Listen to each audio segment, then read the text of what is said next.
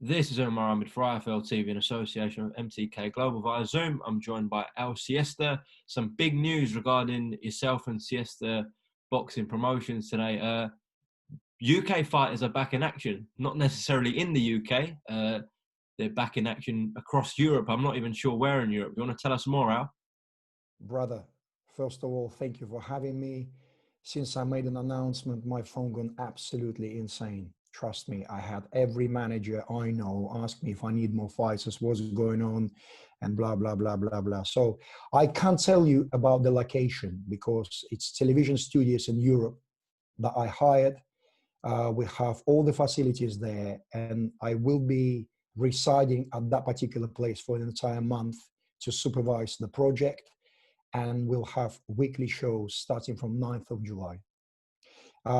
Yes, UK fighters are back in action. It's 12 of them so far. The first series will consist of 4 shows. Every week is 1 show on Thursday, and 3 fights, 2 10-rounders and 1 8-rounder. Everything is very, very competitive, as close as possible, as close as the money can buy. The budgets are limited, I'll be honest, but the desire is big. And the important thing about this, that television, who is backing my project, specifically asked how refereeing and judging cannot be dodgy. If we'll see any dodginess, any biasness, it's all over. Because when we're broadcasting boxing from abroad, which nothing to do with our TV channel, that's the executive telling me. When the refereeing is dodgy, we lose subscribers on the channel. That's how bad it is. So please make sure you are absolutely unbiased. And I said, man, if you speak to people in the UK, that's what Siesta advocates, 50-50 and fairness. So I can reassure British fighters that they're not going abroad. They're going, the judging will be as good as at home, if not better. Let me just get the poster up. I don't know how well people can see this. Yeah, I don't know how it's going to come out, but it's called Cold Wars. So it's going to involve British fighters and Russian fighters. No other fighters from any other nationality will be involved. Is that correct?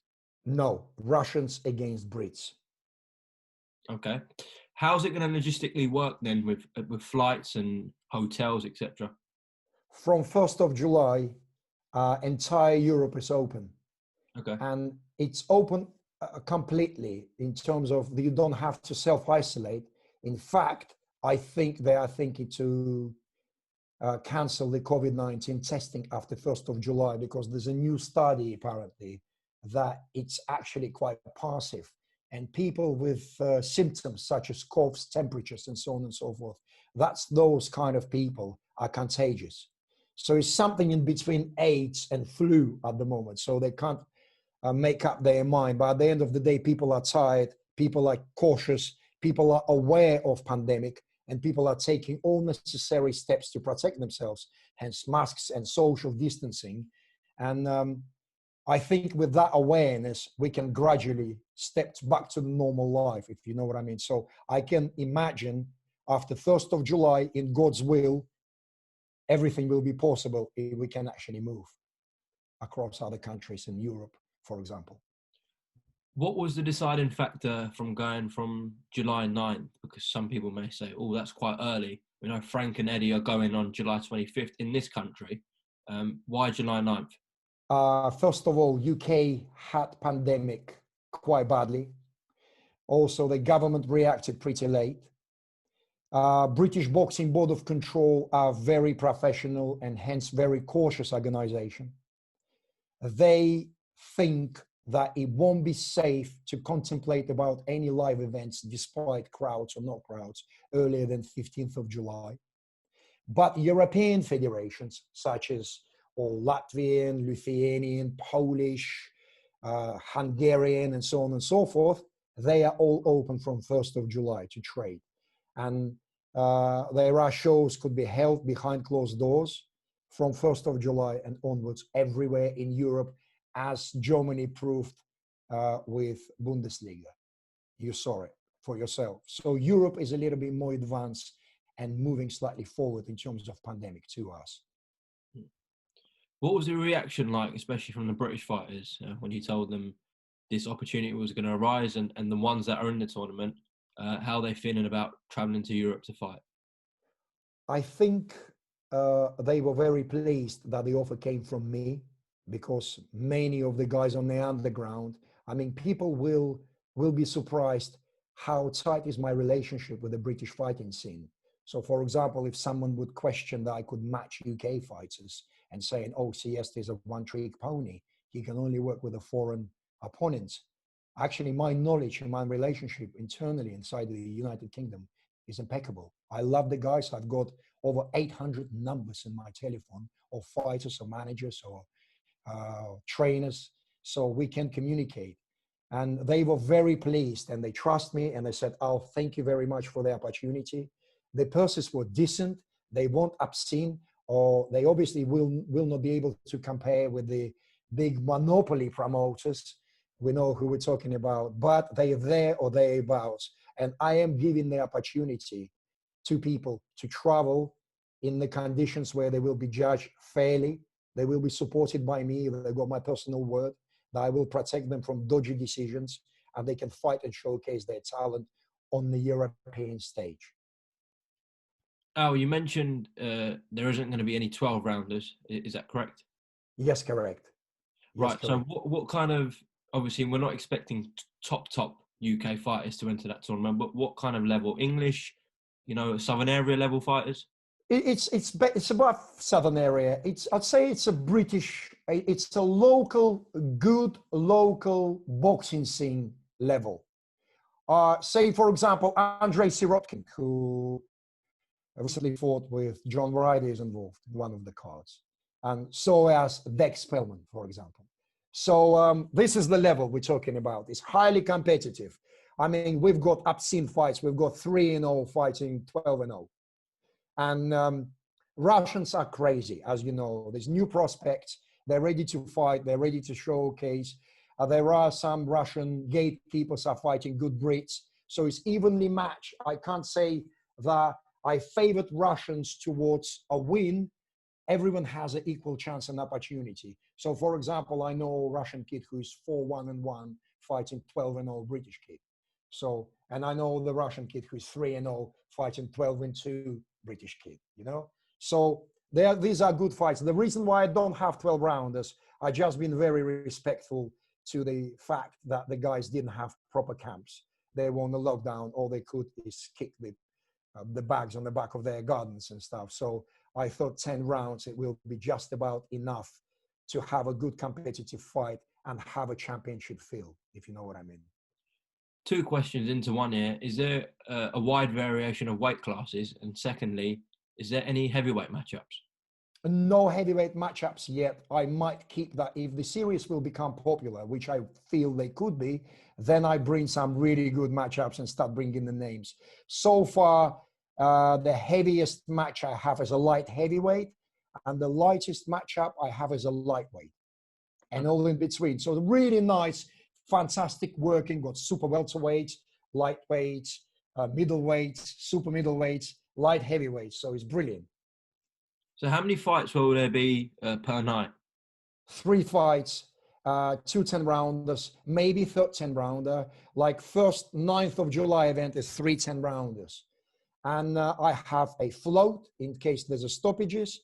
And also I have 2 preliminary prospect fights from the country where the events will take place that will be aired on local television, but will not be aired in the UK and Russian and European networks. Only 3 main fights will be aired live on all other networks. What's the date? Sorry, just to confirm, July 9th, and then what the other July 9th is the first battle, and battle second is the 16th, then it's 23rd, and it's the 30th of July. What's the situation if a fighter tests positive for COVID? Are you going to have testing in place? Yes, I have testing in place. We will try to do it in the UK. And if the legislation of the country where we're going to is such as the testing is not necessary, I will not force the testing. I'll be honest, because the politicians and the medical advisors of the country know better than I do. And because if you know me, I've got very firm opinion about COVID-19, which I wouldn't voice right now. And but if the testing is necessary, I have all the facilities. I spoke to the hospitals. I've got all the kits. I've got the very fast services in terms of test the fighters and confirm their condition. And I've got backup fights if requires. All right, that answers my question about any pullouts, etc. You've got backup fighters there. Absolutely. In terms of the main fights, you talked about the 3 main fights per night. How can fans in the UK watch this, Al?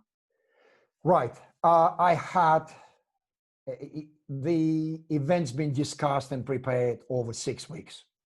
So in this period of time, I had 3 offers from major UK online and media outfits, I say that, for streaming possibilities. But I am thinking, contemplating, and weighing everything to understand, to make it viable, not only for my own business and Siesta boxing business, also for the British boxing fans and the British and the fans worldwide.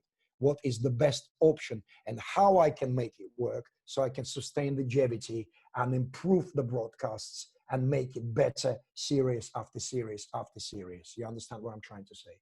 Because I am a man who wants to give opportunity to the fighters that don't get chances to fight with the major promoters. And maybe one day we will discover some star, or I just want to give exciting fights because I am a hardcore boxing fan myself. So I would like to put something on what I'd like to see myself. Al, of course, we're starved for boxing content and fights at the moment. It was, announced that Marius Vac v Kevin Johnson, which I think is fair to say any normal given day would definitely not be on pay-per-view, but it is going to be on pay-per-view. So is there a possibility your fights could be on pay-per-view because there is just no boxing on at the moment? There are possibilities to go on pay-per-view, but I don't like to call it a pay-per-view. I would like to fund, because I'm just calculating, and I know the funds that are going into organizing all these events. And again, this is the Siesta Boxing Special Savings Reserves and additional funding from the Russian TV channel, who is very, very hesitant in order to help, because boxing, as you know, been very stale in Eastern Europe in terms of broadcasters. And the reason for that, it's very obscure judging, refereeing, rating system, and so on and so forth. They just can't understand why certain fighters get opportunities and others don't. So I have to prove to Eastern European partners that this is the worthy concept to work on. So it could be, it will be crossbreed between pay-per-view and Go and Fund Me campaign from the hardcore boxing fans, because guys, I'm your promoter. Let's vote which fights we want to see together. Let's try to make it happen. I don't have BT Sports or Sky Boxing or DAZN or ESPN boxing deal. I'm a man who knows about boxing, how to make fights, how to navigate fighters to the very top. But unfortunately, I'm a man who doesn't have backing yet from those major networks. So I'm just trying to make the best what I can with my own financial resources. So therefore, people, hardcore boxing fans, I need your help. And let's work together. And hopefully I'll make it worthwhile for you. I can't see it will be more expensive than something like $599. No way. I cannot bring to have, like, I heard people want to do $9.99 and £10. I can't. So if it goes pay-per-view, I will offer the exceptional deals on early birds and purchase all four events up front and so on and so forth. So I am calculating. My P&L at the moment doesn't adapt, but it doesn't adapt in here, but it adapts here. Do you understand what I'm saying? So I want to see these events, and I'll make sure they're happening. Well, Al, best of luck with it. Look forward. Thank you. Just before I let you go, a couple of things. Any updates on Chris Congo and Luther Clay, your man Luther? Yes, I spoke to both guys. They are in camp. They're training. They're hoping to come out in August. I haven't heard from Eddie Hearn, believe me or not. Hopefully, I will hear from him very soon. I just saw some tweets about he had his birthday yesterday. So happy birthday, Ed. I didn't know it. I mean, welcome to 40. So I know you're 40, so you're 41. It's beautiful times. You've got you on your peak. So the sky is your limit, and I wish you all the best. and your family. Yeah, as far as I know, the fight is on. Everyone is buzzing. Luther is back to the dog mode, and he's ready. So it's all great, man. And in terms of the Matchroom fight camp that Eddie's doing in the back garden, have you been involved much? Are you working on it, Al? No, I haven't been asked to do any matching for Matchroom, although I donated 3 fights already towards that card without them even knowing about it. So, and they know the fights I'm talking about. They will put off the cuff by me in the moment of boredom and got presented to Matchroom, and I think they're great. I think they're great. So all good. All right, Al Siesta, thank you very much for your time. Best of luck with the 4 separate cards you're going to put on. Is there anything you'd like to add before we go? I'd like to add, guys, I really need your support. I love you. I was missing boxing as much as you were. So let's make it happen together. I will keep you updated where it will be aired, how we're going to do it, who with, what partners, what sponsors, and so on and so forth. I will give you every single detail about this event so you know exactly what's happening. I mean, let's look forward to it. I'll be working for you very hard, guys. Thank you. Umar, thank you to IFL as well for having me. No worries, Al. Take care. Speak soon. Thank you, man. God bless you, man. Bye-bye.